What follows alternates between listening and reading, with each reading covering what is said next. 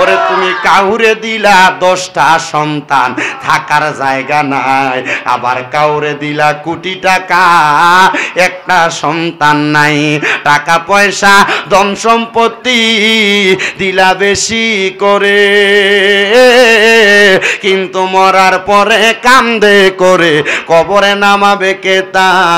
আরে রে প্রেমের খেলা খেলছো দয়াল রে ও দয়াল, তোমার খেলা চমৎকার। আসমানেতে বসায়াছ চাঁদ সূরজের বাজার রে, প্রেমের খেলা খেলছো দয়াল রে। আরে নির্দোষী রে রাখো দয়াল ববের জেলখানায়, আবার অপরাধ করিয়া কেহ ঘুরে সর্বদায়। হাকিম হইয়া হুকুম কর, পুলিশ হইয়া দর, আবার সর্প হইয়া দংশন কর, উজা হইয়া যা আর রে। প্রেমের খেলা খেলছ দয়াল রে ও দয়াল, তোমার খেলা চমৎকার। আসমানেতে বসায়াছ চাঁদ সূরজের বাজার রে, প্রেমের খেলা খেলছ দয়াল রে। এবার আপনারা বলেন, যাদের সন্তান নাই, সন্তান দিতে পারে একজন, তিনি কি? আরো জোরে বলেন, তিনি কে? অনেকে কয় সুন্নিরা নাকি বাবার দরবারে চায়, আল্লাহর কসম সুন্নিরা কোনো বাবার দরবারে চায় না। সুন্নিদের বিশ্বাস আমরারে সবকিছু দিতে পারে একজন, তিনি হইল আল্লাহ। তবে আমরা হক্কানি রব্বানি পীর মাশায়েখের দরবারে যাইয়া দোয়া করি, আল্লাহ এই বন্ধুটা যদি তোমার বন্ধু হয়, এই মাজারের মধ্যে যিনি আছে তিনি যদি তোমার ওলি হয়, আল্লাহ তোমার উসিলায় তুমি আমার একটা সন্তান দাও। আমরা মাজারওয়ালার কাছে চাই না রে, আমরা চাই মাজারওয়ালারে যিনি বানাইছে ওই আল্লাহর কাছে। এবার আপনারা বলেন বাবারা, সবকিছু দিতে পারে একজন, তিনি কে? সম্পদওয়ালারে সম্পদ দেয়, আবার সম্পদ ছাড়ারে ধনী বানায়, আবার ধনীরে গরিব বানায়। সব ক্ষমতা তো আমার আল্লাহর কাছে। এবার মুয়াদ ইবনে আদনান কয়, আল্লাহ সন্তান চাইছি, এত 40টা ফোলাদও আমি চাইছিলাম না, খাওয়াইমু কেমনে গো? আল্লাহ কোরআনে কয়, আল্লাহু খায়রুর রাযিকিন, আল্লাহ উত্তম রিজিক দাতা। মুয়াদ ইবনে আদনান কয়, আল্লাহ 40টা ফোলা দিছ, এইটারে তো মানুষও করা লাগবো। মারহাবা কন্যা বাবা। মুয়াদ ইবনে আদনান আমার আল্লাহ তাআলার কাছে দোয়া করে। মুয়াদ ইবনে আদনানকে আমি যেদিন আমার আল্লাহর কাছে সন্তানদের খাবারের জন্য আফসোস করলাম, আমি প্রত্যেকদিন সকালবেলা ফজরের নামাজ পড়ার আগ মুহূর্তে আমি দেখতাম, যখন আমি ঘরের দরজা খুলতাম গো, আমার ঘরের দরজার সামনে এক বস্তা আটা দেখতাম, আরেকটা ঘরের দরজার সামনে দিয়া আমি অনেকগুলা জব দেখতাম। আমি এইটা দেখার পরে আমি চিন্তা করলাম, আমার আল্লাহর ধন ভান্ডার খালি না, আমার আল্লাহ চাইলে সব দিতে পারে। মুয়াদ ইবনে আদনান কয়, আমি সব খাবার পাইয়া মানুষের মতো কইরা চালাইতে লাগলাম, সন্তানরে সন্তানের মতো চালাইতে লাগলাম। এবার আমার সন্তানগুলা যখন প্রাপ্তবয়স্ক হইছে গো, আমি এবার মুসা নবীর যেই উম্মতেরা মানুষরে অত্যাচার করে, আমি রওনা করলাম ওই মুসা নবীর উম্মতদের সঙ্গে যুদ্ধ করার জন্য। যুদ্ধ করতে করতে করতে করতে এবার মুসা নবীর আরো অনেক উম্মত সামনে দিয়া দাঁড়াইছে। দাঁড়ায়া ডাক দিয়া কয়, এ মুয়াদ ইবনে আদনান, যাদের সঙ্গে যুদ্ধ করছো, যারা ইন্তেকাল করছে তারা সবাই অত্যাচারী ছিল, কিন্তু এখন আর আমরারে মারবা না। আমরা মুসা নবীর পয়গাম্বরের উম্মত, আমরা কোনোদিন মানুষের উপর জুলুম করি নাই, কোনোদিন মানুষের উপর অত্যাচার করি নাই। হাই রে ও কাপাসতলার যুবক, ও কাপাসতলা এলাকার মুরব্বী বাবারা, এবার আপনারা বলেন, সমাজের মধ্যে মানুষের প্রতি অন্যায় ছাড়া অত্যাচার করনেওয়ালা মানুষ অনেক আছে না নাই?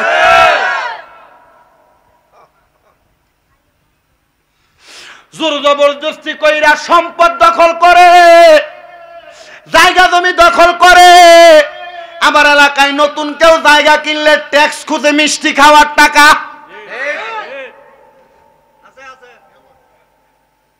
ওরে বিচার হবে কর্ম অনুসারে, কঠিন হাসরে বিচার হবে কর্ম অনুসারে। আপনি দুনিয়াতে ভালো কাম করলে ভালো থাকবেন, মিষ্টি খাওয়ার নাম দিয়ে ট্যাক্স তোলেন, চাঁদা তোলেন, কবরে গেলে ফিটা কম হবে না। আমরা দেখছি আওয়ামী সরকার পতনের পরে আরেকটা দল মানুষের উপর অত্যাচার চালাইছে। তারা মনে করছে একজন চলে গেছে, আমরা অত্যাচার করলে মানুষ আমরারে গ্রহণ করব। আমি দোয়া করছি, আল্লাহ এই দেশের সরকার গেছে এটা আপনি ভালো জানেন, আপনি ফয়সালা করছেন। তবে বাংলাদেশের রাষ্ট্রীয় জায়গাগুলা যেহেতু এখন খালি আছে, রাষ্ট্রের এই মূল মূল জায়গাগুলায় এমন কিছু মানুষ বসান যারা কোরআনের আইন দিয়া দেশটারে চালাইব। কোরআনের আইন দিয়া দেশ চালাইলে দুর্নীতি চলবে না, কোরআনের আইন দিয়া দেশ চালাইলে অত্যাচার চলবে না, কোরআনের আইন দিয়া দেশ চালাইলে ট্যাক্স চলবে না, চাঁদাবাজি চলবে না।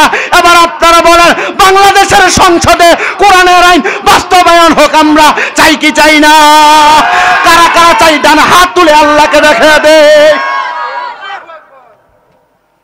কোরআনের আইন বাস্তবায়ন হোক এটা আমরা সবাই চাই, কারণ অত্যাচারীর অভাব নাই, লুণ্ঠনকারীর অভাব নাই, মানুষের উপর অত্যাচার করেওয়ালার অভাব নাই, হারামখোরের অভাব নাই। বাংলার সমাজের মানুষ অত্যাচার নিপীড়নের কারণে বড় লাঞ্ছিত, বড় অত্যাচারিত।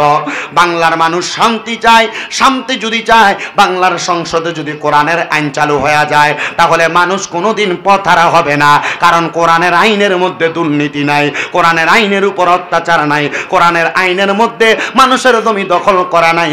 এবার আপনারা বলেন আমরা সবাই এমন আইন চাই কি চাই না? এমন আইন হইলে আপনার মেয়ে আমার মেয়ে রাস্তায় বের হবে, ইফটিজিং এর শিকার হবে না। এমন আইন হইলে এলাকার মধ্যে সুদখোর আর ঘুষখোর সমাজের দায়িত্ব পালন করবে না। সমাজ পরিচালনা করবে আলেমরা, সমাজ পরিচালনা করবে শিক্ষিতরা, সমাজ পরিচালনা করবে এলাকার নামাজিরা। কিন্তু এখন সমাজ পরিচালনা যেগুলা করে এগুলার মধ্যে বেশিরভাগ হারামখোর, সুদখোর, ঘুষখোর আছে না নাই? সমাজে সর্দারি করে, মাতাব্বরি করে এমন সুদখোর, ঘুষখোর আছে না নাই? হাই রে কি জবাব দিব রে? জবাব দিতে পারবে না। আমরার এলাকার মধ্যে মসজিদ কমিটির এক সভাপতি দিয়া রাখছে।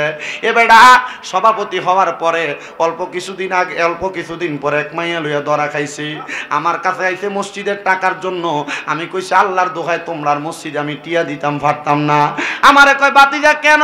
আমি কইছি টাকা দিতাম কেমনে, মসজিদ যে বেড়া চালায় এ বেড়া তো বেড়ি লইয়া ধরা খাইছে।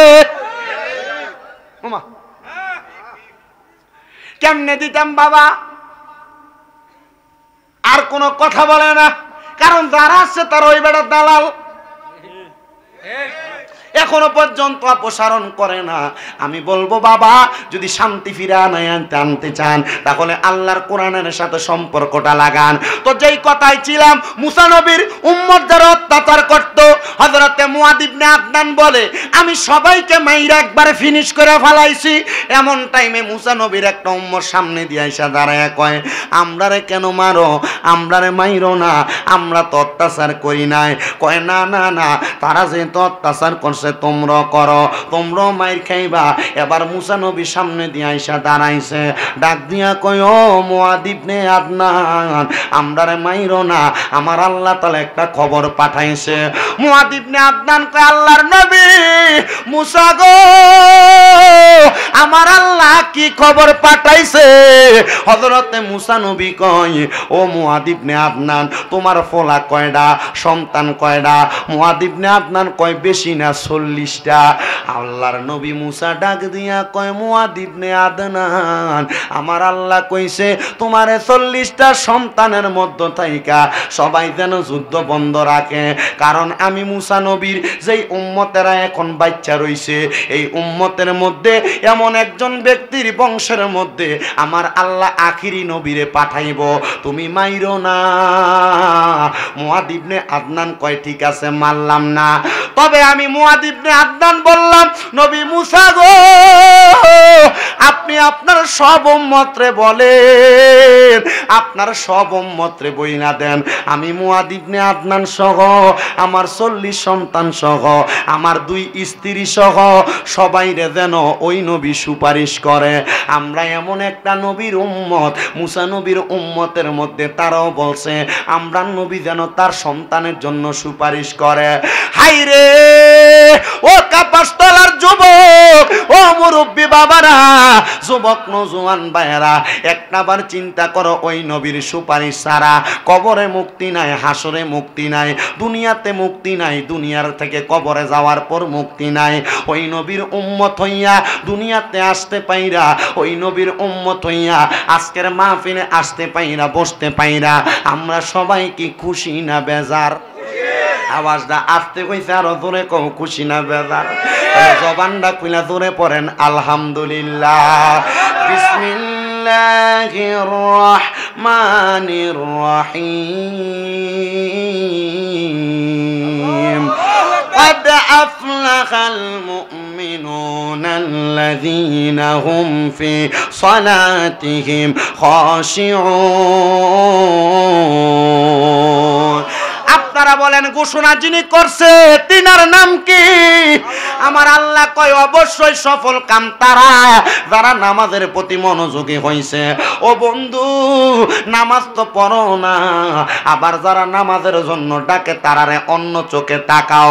শোনো, আল্লাহর একজন বান্দার কথা বলি, দিনের ধর্ম ছিল খ্রিস্টান ধর্ম, যার নাম ছিল হযরতে মারুফ কারকি রহমতুল্লাহ আলাই, যার বাড়ি ছিল কারখনগরের মধ্যে, কিন্তু ওনার জন্ম হইছে মক্কা নগরীতে। সুবহানাল্লাহ কোন? আপনারা বলেন না বাবা, মক্কা নগরীতে যারার জন্ম হইছে তারার কপালটা কি বালা না খারাপ?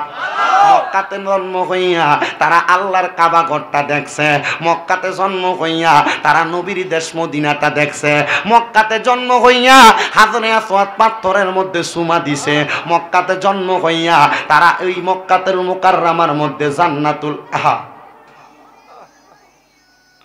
জান্নাতের সুন্দর সুন্দর জান্নাতুল মুআল্লা দেখছে। ও আমার বন্ধুরা, বেশি দিন হয় না রে মক্কা শরীফ দেখা বাংলাদেশে আসছি আমি। লাস্ট যেদিন মক্কা শরীফ থেকে বাংলাদেশে চলে আসবো, বিদায় তাওয়াব যখন করি, তাওয়াবটা শেষ করে হাজরে আসওয়াদ পাথরটা চুমা দিয়া আমি আল্লাহর কাবা ঘরের কালা গিলাপটার কাছে দইরা কইছি, আল্লাহ আমরা তো বাংলাদেশি মানুষ, আমরা তো আজমি মানুষ, আমরা বাংলাদেশে থাইকা তোমার কাবা ঘর দেখার জন্য কত আফসোস করি। আল্লাহ, জীবনের সবচাইতে বড় স্বপ্নের মধ্যে আমার সবচেয়ে বড় স্বপ্ন মক্কা দেখার স্বপ্ন তুমি পূরণ করছো।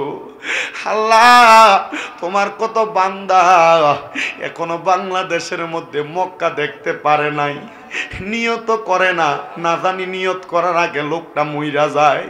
চিন্তা করে আমার টাকা নাই, আমি নিয়ত করলে লাভটা কি হইব? চিন্তা করে আমার সম্পদ নাই রে, নিয়ত করলে লাভ কি হইব? আমি আমার আল্লাহর কাবা ঘরের গিলাপ ধইরা কইছি, আল্লাহ তোমার কাবার গিলাপটার মধ্যে দইরা বলি গো আল্লাহ, তোমার কাবার গিলাপ দইরা দোয়া করলে নবী বলছে দোয়া কবুল হয়। আল্লাহ, তোমার কাবা ঘরটা দইরা দোয়া করি, যত মানুষ মক্কায় আসতে চাই আল্লাহ মরণের আগে তারার একবার মক্কাতে আইনো, মরণের আগে একবার তারারে মদিনাতে আইনো। এই কত টাকাওয়ালা, কত পয়সাওয়ালা দামি বিল্ডিং বানায়, কত টাকাওয়ালারা দামি দামি বাড়ি বানায়, কিরে সম্পদওয়ালারা টাকা পয়সা বানায়া কি করবা যদি যেই খোদা তোমারে দুনিয়াতে পাঠাইছে ওই খোদার ঘরটা তাওয়াফ না করো? জানেননি, আমি সর্বপ্রথম বাংলাদেশ থেকে বাংলাদেশ এয়ারলাইন্সের মাধ্যমে যখন মদিনাতে নামছি, একটানা 7 দিন মদিনাতে থাকার পরে আমি মদিনা শরীফ জিয়ারত কইরা নবীর রওজার সামনে দাঁড়ায় দাঁড়ায় কইছি, ইয়া রাসূলুল্লাহ, আমার স্বপ্ন ছিল আপনার রওজা জিয়ারত করব। আপনার কত উম্মতেরা বাংলাদেশে পইরা রইছে, আপনি তাদেরকে আপনার কাছে ডাক দেন। নবীর রওজা মুবারক জিয়ারত কইরা শরীরের মধ্যে যখন ইহরাম লাগাইছি, আমার কাছে মনে হইছে এহরামটা লাগাইলে নিজের বড় নিষ্পাপ নিষ্পাপ লাগে। আল্লাহ দোয়া করবেন শুধু আজকের আখিরি মুনাজাতের মধ্যে, আল্লাহ শরীরে কাফনের কাপড় লাগানোর আগে যেন ওই 2 টুকরা এহরামের কাপড় আমরার গায়ে লাগাই। ওই কাফনের কাপড় লাগানোর আগে ওই এহরামের কাপড় যেন আল্লাহ আমরার গায়ে লাগায়। কি মজা জাননি, কি মজা জাননি। ওই এহরামের কাপড় লাগাইয়া আল্লাহর বান্দা যখন তাকবীর তালবিয়া পড়তে পড়তে বান্দা কাবা তাওয়াফ করে, খোদার কসম বান্দার মনটা বড় ফুরফুরা হইয়া যায়। আমি কত মানুষ দেখছি রে আল্লাহর কাবা তাওয়াফ করে তাবার দিকে ছায়া ছায়া চোখের পানি ফালায়া ফালায়া কান্দে। কিশোরগঞ্জের একটা পোলারে দেখছি, ওই পোলাটা চেহারাটা দেখতে একবারে নিগ্র কালো। আল্লাহর কাবা তাওয়াফ কইরা হাজরে আসওয়াদ সুমা দিয়া মাকাম ইব্রাহিমের সামনে নামাজটা পইরা ওই পোলাটা মুনাজাতের মধ্যে কেমন জানি হেক্কুর মাইরা মাইরা জোরে কামতাছে। পোলাটার নাকি দিয়া নাকের যে পানি বের হয়ে গেছে, চোখ বায়া বায়া পানি পড়ে। ওই ছেলেটা যখন কান্না করে হাবভাব দেখে বুঝছি পোলাটা মুসলমান। আমি তার সামনে দেয়া জিজ্ঞাসা করলাম, পোলা মুসলমান বাংলাদেশি মানুষ, কান্দোস কেন রে ভাই? পোলাটা আমারে দেখে আমারে চিন্না আমারে জড়াইয়া দুইনা কই, হুজুর আমি মক্কায় থাকি না, আমি মদিনাতে থাকি, কিন্তু হুজুর আমার মা আমার আব্বা জান আমারে বড় কষ্ট করে মক্কায় মদিনার দেশে পাঠাইছে। হুজুর আমি আমার মা বাপরে কইছি, মা আমারে সৌদি আরব পাঠান, যদি আল্লাহ রিজিকে রাখে ইনকাম কইরাম মা, আর যদি রিজিকে না রাখে সৌদি আরব যাইয়া মানুষের বাড়িতে বাড়িতে কাম কইরা হইলেও কটা টাকা জোগাইয়া আপনারা মা বাপরে মরার আগে আমি হজটা করামু। হুজুর আজকে বেশি দিন না গো হুজুর, 2 বছর 8 দিন গনা গনা আমি সৌদি আরবের মদিনাতে থাকি। আমি প্রতি মাসে 2-1 বার ওমরা হজ করি, বড় হজের সময় আমি হজ করার জন্য আসি। হুজুর আমি আল্লাহর কাবা ঘরের সামনে আসলে আমার চোখের পানিটি বায়া বায়া পড়ে। হুজুর আমি মদিনাতে আসার পরে 3 মাস পরে আমার বাপ মারা গেছে। হুজুর আমি মদিনাতে আসার 6 মাস পরে আমার মা মারা গেছে। আমি মক্কার সামনে আইয়া কান্দি আর কই, আল্লাহ আমি প্রতি মাসে লাখ লাখ টাকা কামাই করি, ব্যাংকে আমার টাকা পইরা রইছে। মাবুদ রে এই টাকা দিয়া কি হইব? যদি আমি এই টাকা দিয়ে আমার মা বাপরে শান্তি না দিতাম পারি। হুজুর জানেননি আমায় যেই রুমের মধ্যে থাকি, আমার রুমের মধ্যে আমরা 8 জন থাকি। হুজুর আমার রুমের সব পোলাপান তারার মার লগে কথা কয়। আমি বিদেশি মানুষ, আমি একটা বার আমার মাডারে মা কইয়া ডাকতাম পারি না। হুজুর আমি প্রবাসী মানুষ, আমার লগের কত সন্তানের বাপে ফোন দিয়া সন্তানের কাছে খবর নেই আব্বা শরীরটা ভালো নি। সন্তান রে কয় আব্বা টাকা লাগতো না, তুই ফুট ভালো থাকলে আমি আব্বা খুশি। হুজুর আমারে কই আমার বাধ্য নাই আমার এই কথাটা জিগাইব। আহারে তোমার আব্বা বুঝি মইরা গেছে, তোমার আম্মা বুঝি মইরা গেছে, এখন 2-3 বেলা খানা না খাইলে তোমরা কেউ রে বুঝি 1 বেলা জিজ্ঞাস করে না ফুট পেটটা দি পিঠের লগে লাইগা গেছে। জিগাইব কেমনে রে? ও কাপাসতলার মুরব্বী বাবারা, ও কাপাসতলার যুবক ভাইয়েরা, যে মাটা নিজে না খাইয়া ফান্তা ভাত গুলা রাইখা দিত, ফুতের রইদে দিয়ে আইলে খাইলে ফুতের কলজা ঠান্ডা হইব, ওই মা দো অন্ধকার কবরে। ওরে 3.5 হাত মাটির ঘরে একা রেখে আসলা চলে, ওই কবর দেশে মায়ের পাশে একটু রইলা না, কবর দেশের খবর লইলি না। ওরে 3.5 হাত মাটির ঘরে একা রেখে আসলা চলে 3.5 হাত মাটির ঘরে একা রেখে আসলা চলে ওই কবর দেশে মায়ের পাশে একটু রইলি না ওই কবর দেশে মায়ের পাশে একটু রইলি না কবর দেশের খবর লইলি না আব্বা বিদেশে থাকলেই মুকলের মাধ্যমে খবর লও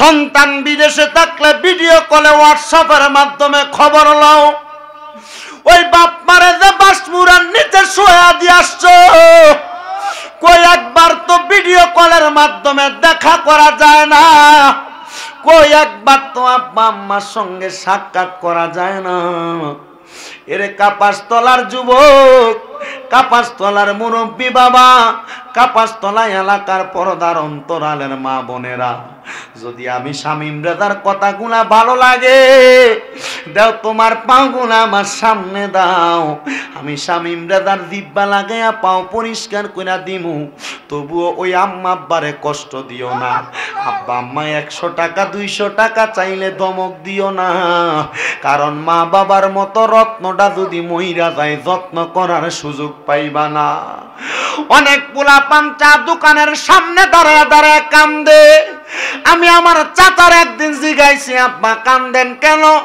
উনি কয় বাবা আমার পকেটে টাকার অভাব নাই কিন্তু আমি আমার আব্বারে চা খাওয়ার লাগে 100 টাকা হাত খরচ দিতাম পারি না টাকা পয়রা থাকবে তোমার ড্রয়ারে ব্যাংকের লকারের মধ্যে কিন্তু তোমার মা বাবা ওই টাকা দিয়া সুখ শান্তি লাভ করতে পারবে না বন্ধুরে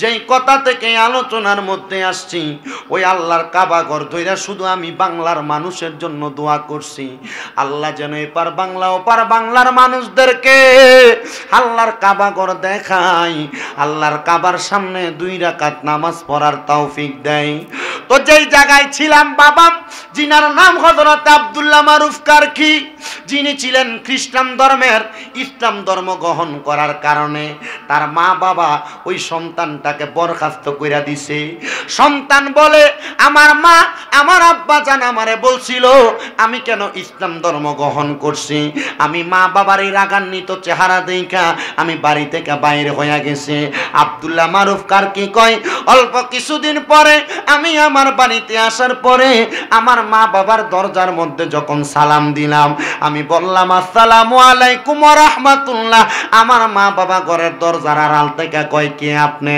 আমি কইলাম আনা আব্দুল্লাহ মারুফ কারকি আমার নাম আব্দুল্লাহ মারুফ মা বাবা পর্দার আড়াল থেকে কয় তুমি এখন কোন ধর্মের উপরে আছো আমি কইছি ইসলাম ধর্মের উপরে মা বাপ ডাক দিয়া কয় কলমা পড়ারে আমরা মা বাবা তুই ফুতের লগ ইসলাম ধর্ম গ্রহণ করমু জোরে জোরে কন্যা সুবহানাল্লাহ ওই আব্দুল্লাহ মারুফ কারকি কয় জগতের মানুষ আমি আব্দুল্লাহ মারুফ কারকি যখন ইসলাম ধর্ম গ্রহণ কইরা বেলায়াত হাসিল কইরা পালাইছে আমি আব্দুল্লাহ মারুফ কারকি দুনিয়ার জমিনের মধ্যে নামাজ পড়ার জন্য একদিন দজলা নদীর পারে গেছি ওযু করবার লাগা নদীটার নাম মনে রাখবেন দজলা নদী বলেন কি নদী দজলা নদীর পারে গেছি ছোট্ট 2টা কারগুজারি বইলা আমি আমার বয়ান শুরু শেষ কইরা দিব আপনারা যেন বাড়িতে যাইয়া ফজরের নামাজটা জামাতে পড়তে পারেন এজন্য আমি ওয়াজটা তাড়াতাড়ি শেষ করব তবে কষ্ট নেওয়া যাবে না বয়ান থেকে যা শিখবেন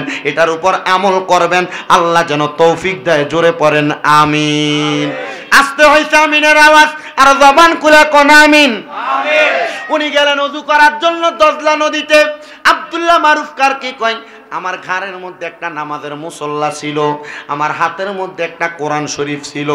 আমি ওই কোরআন শরীফ এবং নামাজের মুসল্লাটা দজলা নদীর পাড়ের মধ্যে রাইখা আমি দজলা নদীর নিচে যখন নামছি ওযু করার জন্য, আমি নিচ থেকে ওযু কইরা ফিরা দেখি একটা সোরা বেড়া আইসা আমার নামাজের মুসল্লাটা চুরি কইরা নিয়ে যায়, আমার পড়ার কোরআন শরীফটা চুরি কইরা নিয়ে যায়। আচ্ছা, কোন নামাজের মুসল্লা যে বেটা চুরি করে, এটাকে আসলে সাধারণ চোর না ডেঞ্জারাস চোর?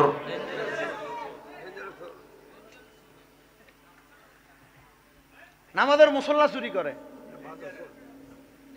আমার যে এলাকা ধনপুর উত্তরপাড়া জামে মসজিদ, আমার যে গ্রাম, এই গ্রামের আগে মসজিদের দান বাক্স বাহিরে আছিল।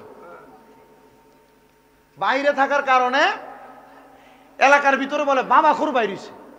কি খোর? বাবা খোর।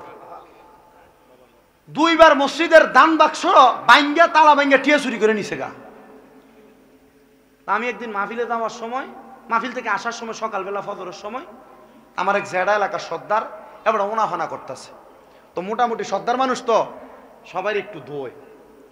আমি কই কি তো বেঞ্চুবেন না লাম না এমনি মুখ দিয়ে গালাগালি করতেছেন, এটা করতেছেন কাই নাকি? এবার কই বেটা আল্লাহ খোদা নাই, চুরি করো ঠিক আছে, আল্লাহর ঘর মসজিদেরও ছাড়লি না। কিছে কই সাও কি করছে? অন দেহায়া দেহে কি চুরি করছে? মসজিদের দান বাক্স। আমি কইলাম মা এটা কি চোর? কই বাবা বলে খা। কি খা? বাবা বলে খা। বাবা খাওয়ানোর লাগিয়া টিয়া না ফাইলে মাথা বলে পাগল পাগল হইয়া থাকা, এই লাগে মসজিদের টাকা পর্যন্ত চুরি করছে। আমি কইলাম আল্লাহ, এটা কোন জাতের চোর? তাহলে চোর একটা আর ডেঞ্জারাস চোর দুই রকম। কেমন? তো আব্দুল্লাহ মারুফ কার কি কয়, আমি নামাজের মুসল্লাটার কোরআন শরীফটা ফারে রাইখা নিচে নামছি। ওই সূরা বেটা আমার নামাজের মুসল্লার কোরআন শরীফ লইয়া যাইতেছে। আমি চিন্তা করলাম কি তার এটা তো মারাত্মক চোর। আমি উপরে উইটা তারে পেছন দিয়া ধরলাম, নমনীয় সুরে বললাম, এ চোর, তুমি দিও নামাজের মুসল্লা চুরি করো, মানুষ খাবার জন্য টাকা চুরি করে, মানুষ পয়সা চুরি করে, জবগমাটা চুরি করে, তুমি দিয়া আমার নামাজের মুসল্লা এবং কোরআন শরীফ চুরি করো। এ সোরা বেটা, ঠিক আছে, তুমি আমার কোরআন শরীফটা আমারে দিয়া দাও, নামাজের মুসল্লাটা তুমি লইয়া দাও। সোরা বেটা কই এমন বালা গিরস্ত আর জীবনে পাইছি না রে। যদি মারে না, চুরির জিনিসও বাক করতেছে, না জানি এটা বেড়ার জিনিস নি। সোরা বেটা কয় হুজুর কোরআন শরীফ আপনি নেবেন না? বলেন আমরা জিকির করলাম কার? শুধু আল্লাহর জিকির করি নাই গো, আল্লাহর জিকিরের মাঝে মাঝে নবীর স্মরণ করলাম।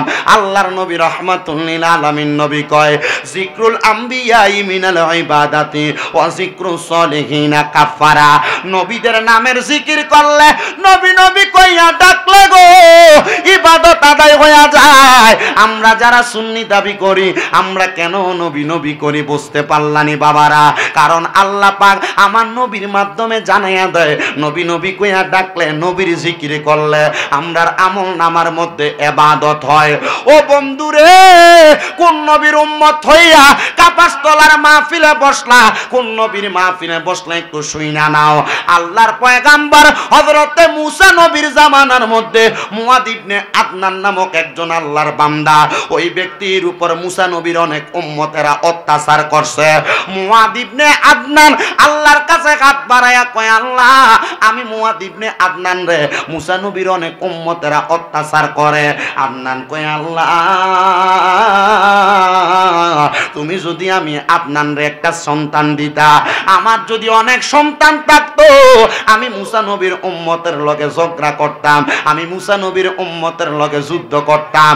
ও বন্ধু, কাপাসতলা এলাকার সব মানুষ যে একবারে ভালা এটাও বলতে পারবে না, কাপাসতলা এলাকার সব মানুষ যে খারাপ এটাও বলতে পারবে না।